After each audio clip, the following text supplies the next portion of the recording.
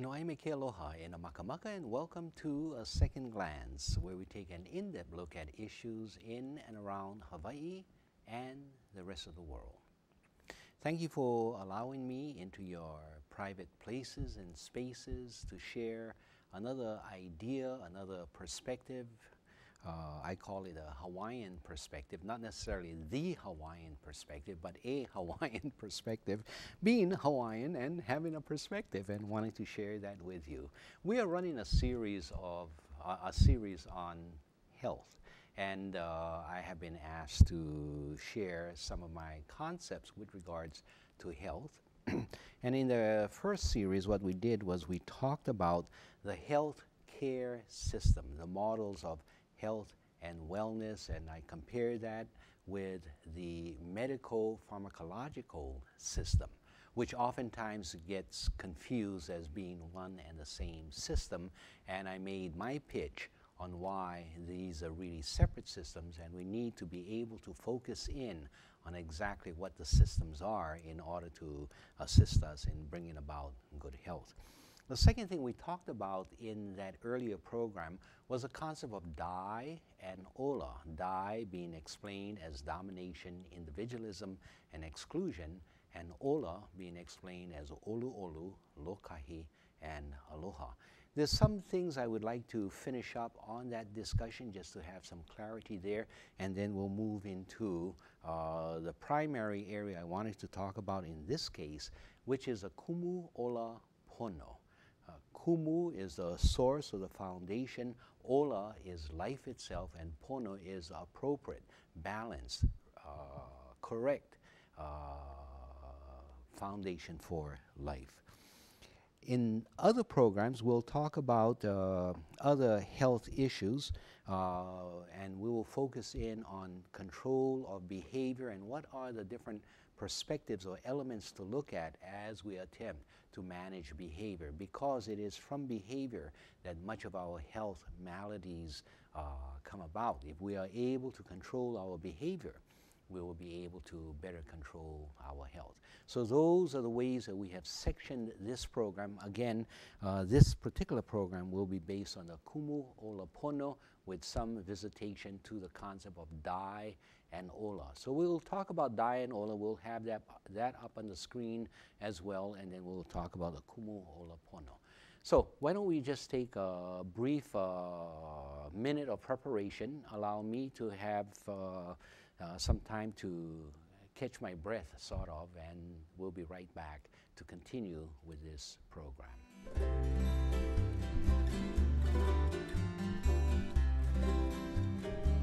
Kaulana nā pua o Hawaii, Kupa'a mahope o ka aina, Iki mai ka elele o ka loko ino. Aloha and welcome back.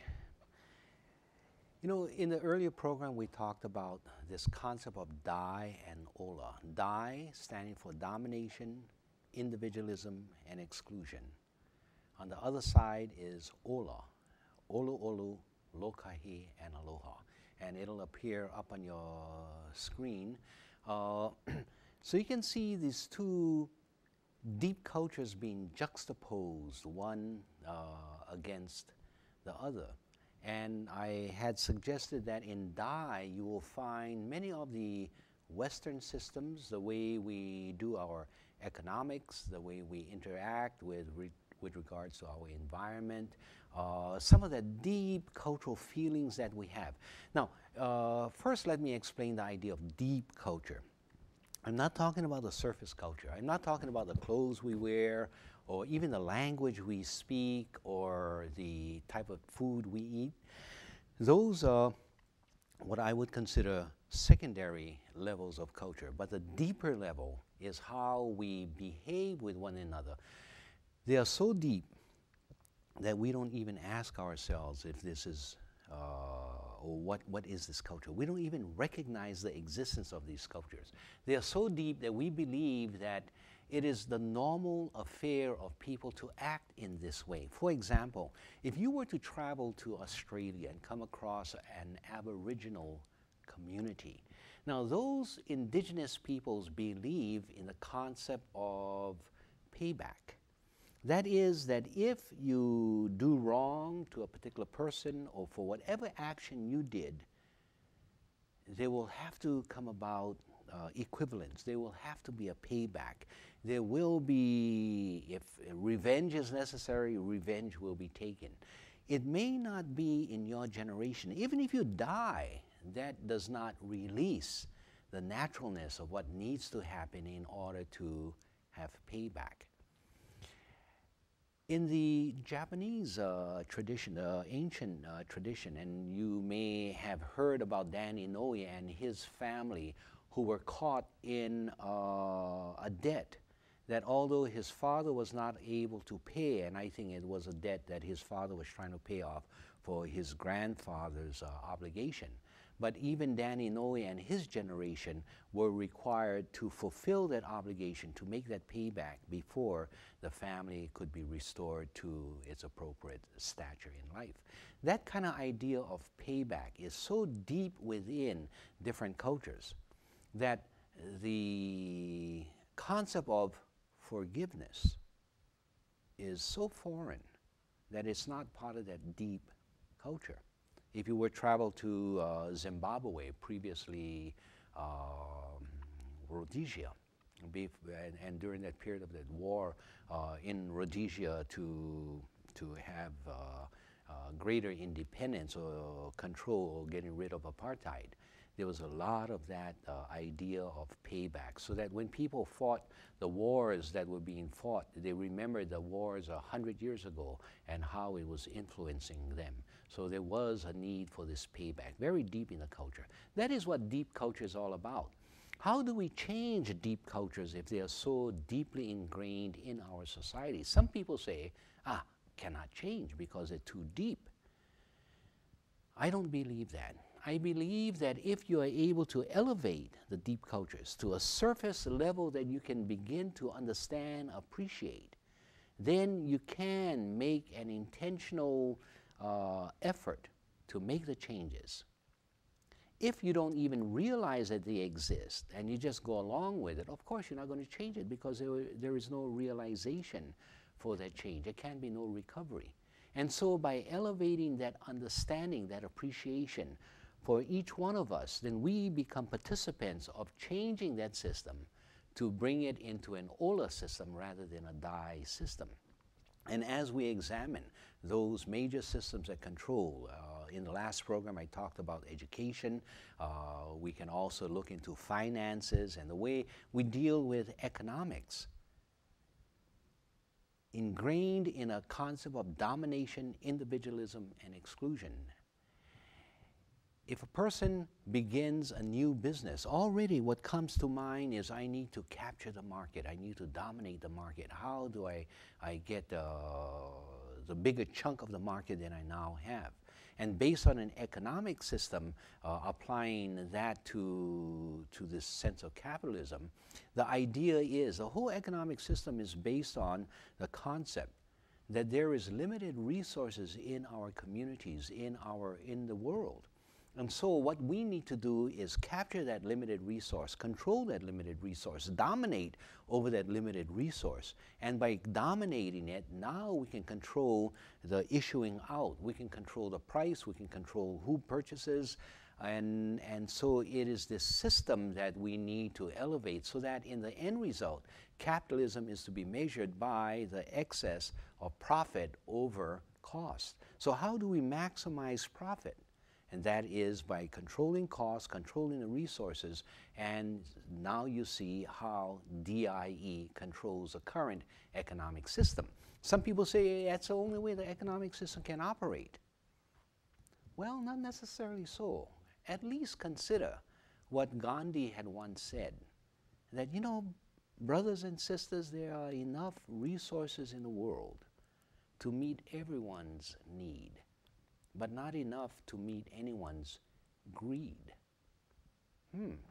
If we all took that concept, we would have new values, which tells us that, and in order to maintain those resources so that everyone will have, it is our responsibility to care for it, to conserve it, to preserve it, to help it to grow, so that when you go down to the beach and you want to pick up a limu kohu, you don't get a rake and take all the limu and not pay attention to the regrowth and not pay attention to other people who may need it, or pihi, or any of these food resources that we have in our nature.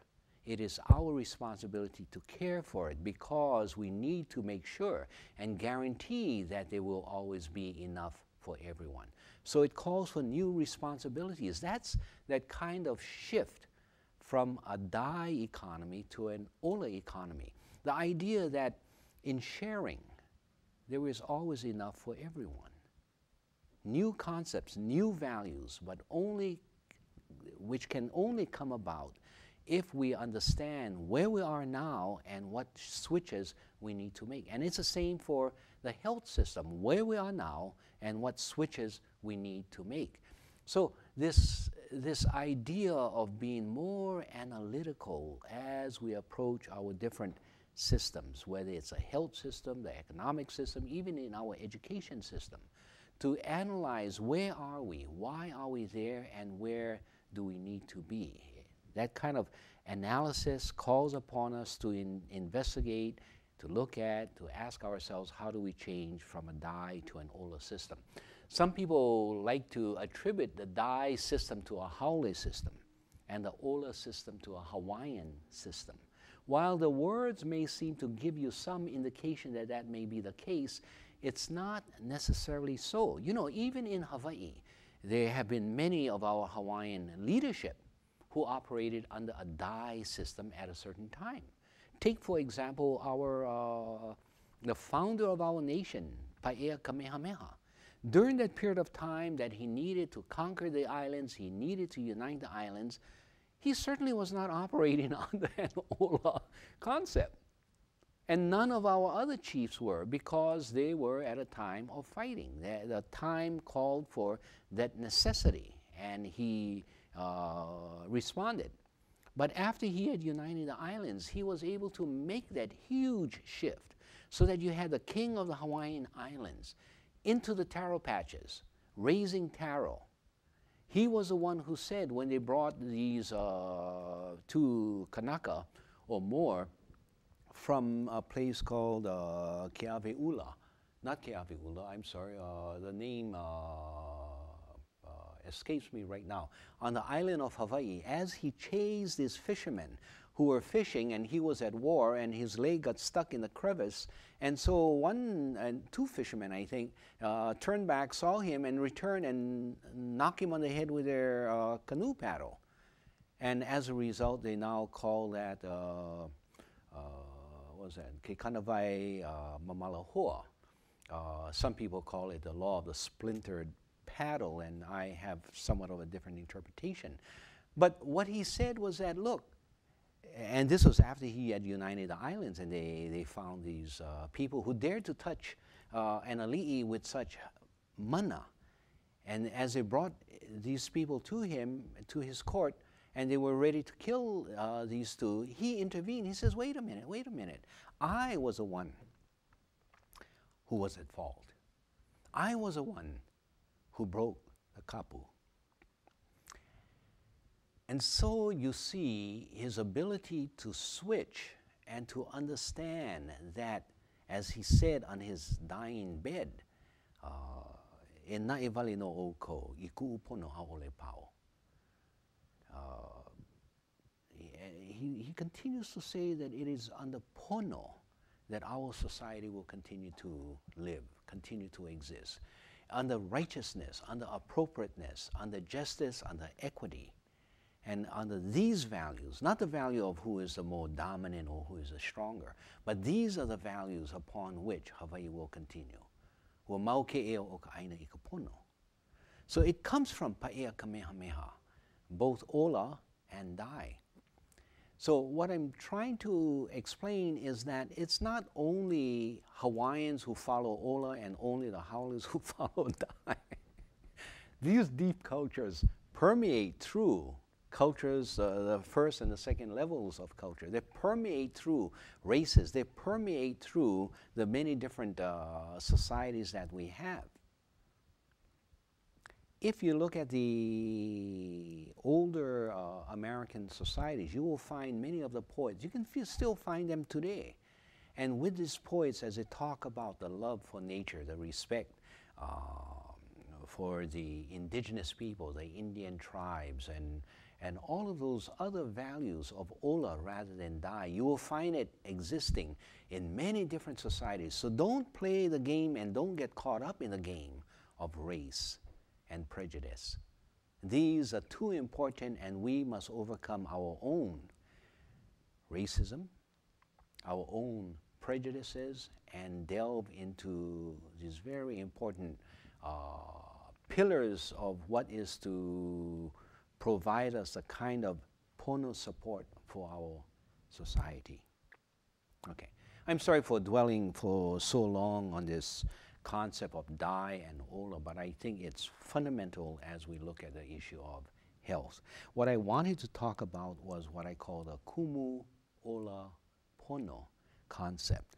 And the kumu ola pono concept actually comes out of, and we developed it out of Halinao Pono's attempt when we were asked by the Department of Health to take a look at what is called one of the best practices that came out of this national organization, a federal organization known as SAMHSA, the Substance Abuse Mental Health Administration. And they said, here, this is a practice that we have validation that this is one of the best practices to be followed. It's called illness management and recovery.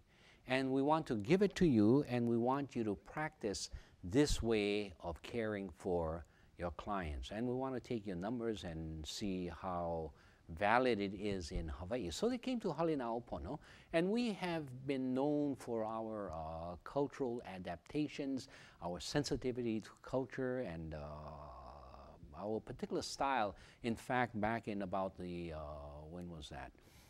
About 10 years ago, we won first place nationally for our style of case management services. And so we had, and we still have a reputation for the style of practice of mental health services. So when that material was brought to me, I looked at it and I said, well, we will not do it unless we have an opportunity to indigenize the curriculum. We want to make it appropriate for our folks in Waianae, which is the area that we practice. We want to make it appropriate for the people that we provide services to. Vast majority of Native Hawaiians, but not only limited to Native Hawaiians. Many locals who are Japanese, Chinese, Haole, Filipino, and many of the other Asian ancestries. And so we were told, yes, you can go ahead and you can revise it to the extent that you think it should be revised and then put it out. So what we did was we took a look at the curriculum, and that's where we have developed this kumu ola pono structure. Now, the curriculum, and I don't know if we have some diagrams in the back to show this, but imagine a triangle. And you have 3 points to a triangle, of course, because it's tri, right? 3. Okay. Here's the, no, it's not an ABC triangle, it's a kumu ola pono triangle. If we have that triangle, then you can try and search for that one. But it's not necessary that we have it. Imagine a triangle, okay?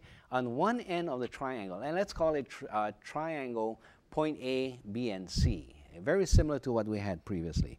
But in this particular triangle, at the left lower corner of the triangle, we put the word kanaka.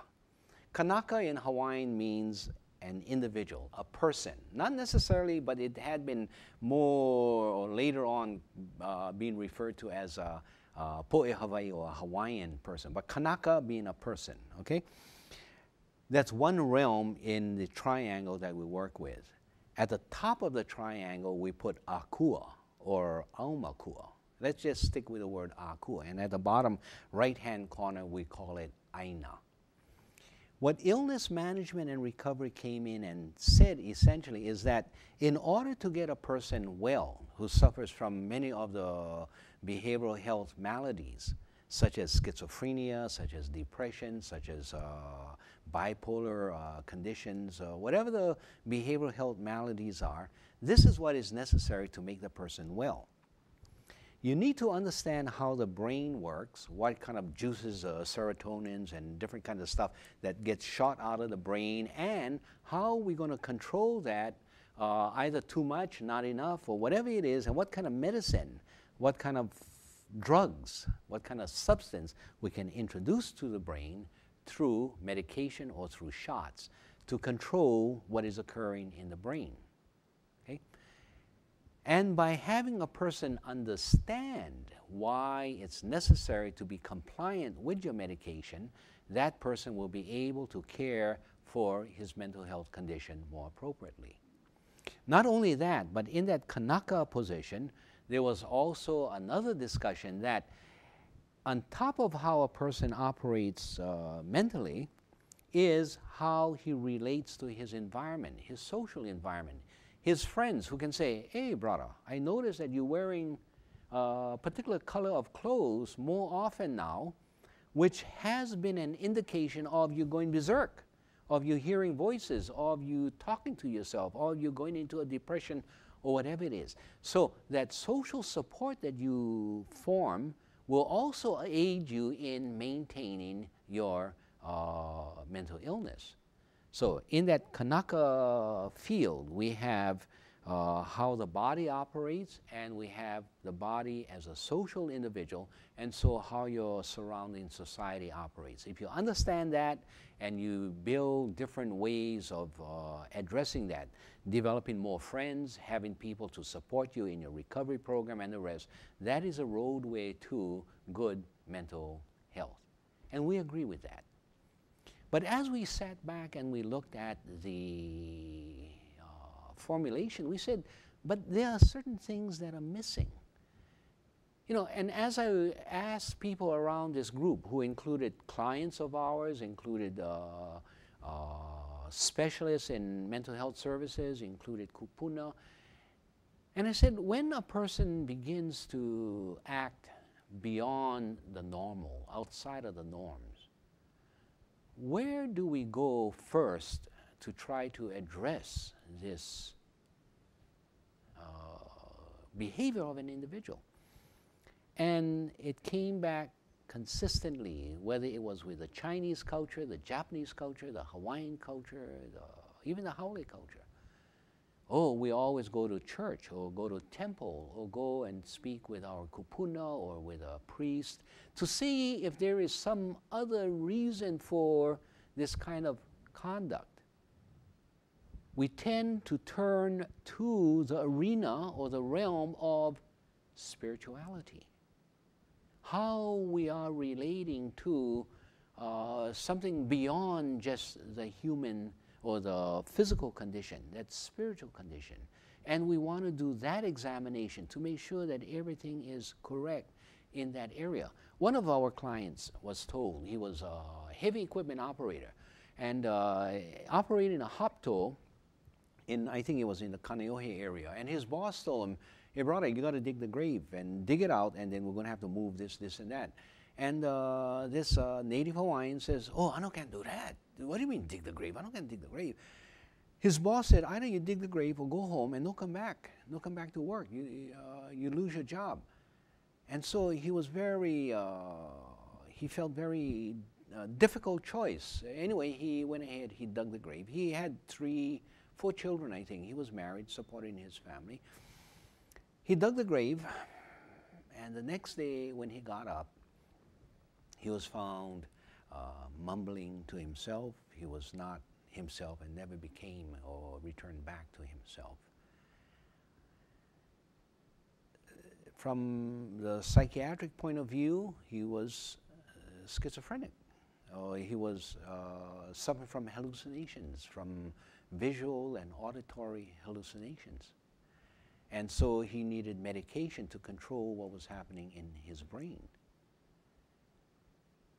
from the cultural, traditional point of view, it was quite clear. He needed to go to Kahu. He needed to clear the violations that he had committed. When you enter into a system that is based on only one set of principles, and you are not able to walk into the realm of Akua, Aumakua, and other spiritual nature, then how are you going to heal the Kanaka who comes from that deep cultural belief system? You know, with my apologies, I note that I have maybe about 30 seconds more on this program, less than that. And there is another side that we also need to look at, and that is the Aina side. And Aina means not only the mountains and the valleys and the oceans, it means not only that physical stuff, but what is our environment, the overall environment. And those are the third aspects of things that we need to also address. In the next program, I will try to fill in some of those things. We'll come back to our Kumu Olapono, and I will try to fulfill all of that and tell you how we can make it come to reality in a very Western approach world that only looks at that human being.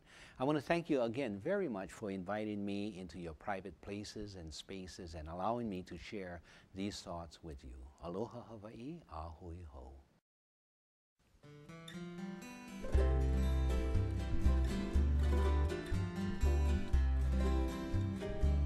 Kaulana nā pua o Hawaii, Kupa'a mahope o ka aina, Iki mai ka elele o ka loko ino, Pala pala anunu me ka paka